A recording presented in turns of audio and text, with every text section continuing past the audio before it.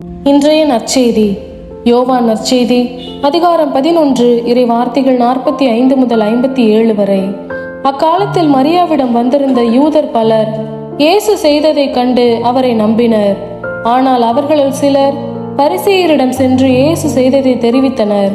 தலைமை குருக்களும் பரிசேயரும் தலைமை சங்கத்தை கூட்டி, இந்த ஆள் பல அரும் அடையாளங்களை செய்து கொண்டிருக்கிறானே, என்ன செய்யலாம்? இவனை இப்படியே விட்டுவிட்டால் அனைவரும் இவனிடம் நம்பிக்கை கொள்வர். அப்போது ரோமையர் வந்து நம் தூய இடத்தையும் நம் இனத்தையும் அழித்து விடுவார்களே என்று பேசிக்கொண்டனர். கயபா என்பவர் அவர்களுள் ஒருவர். அவர் அவ்வாண்டின் தலைமை குருவாய் இருந்தார். அவர் அவர்களிடம், உங்களுக்கு ஒன்றும் தெரியவில்லை.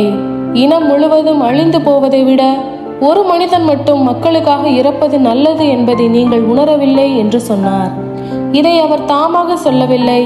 அவர் அவ்வாண்டின் தலைமை குருவாய் இருந்ததால் இயேசு தம் இனத்திற்காக மட்டுமன்றி சிதறி வாழ்ந்த கடவுளின் பிள்ளைகளை ஒன்றாய் சேர்க்கும் நோக்குடன் அவர்களுக்காகவும் இறக்கப் போகிறார் என்று இறை வாக்காக சொன்னார். ஆகவே அன்றிலிருந்தே அவர்கள் இயேசுவை கொன்றுவிட திட்டம் தீட்டினார்கள். அது முதல் இயேசு யூதரிடையே வெளிப்படையாக நடமாடவில்லை. அவர் அவ்விடத்து நின்று அகன்று பாலை நிலத்திற்கு அருகில் உள்ள பகுதிக்கு போனார். அங்கு எப்ராயிம் என்னும் ஊரில் தம் சீடருடன் தங்கியிருந்தார். யூதர்களுடைய பாஸ்கா விழா அண்மையில் நிகழவிருந்தது. விழாவுக்கு முன் தங்கள் தூய்மை சடங்குகளை நிறைவேற்ற பலர் நாட்டுப்புறங்களிலிருந்து எருசலேமுக்கு சென்றனர். அங்கே அவர்கள் இயேசுவை தேடினார்கள். அவர் திருவிழாவுக்கு வரவே மாட்டாரா? நீங்கள் என்ன நினைக்கிறீர்கள் என்று கோவிலில் நின்று கொண்டிருந்தவர்கள் தங்களிடையே பேசிக்கொண்டார்கள்.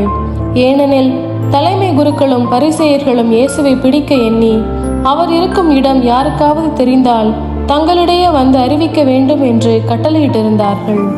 இது கிறிஸ்துவின் நற்செய்தி. கிறிஸ்துவே உமக்கு புகழ்.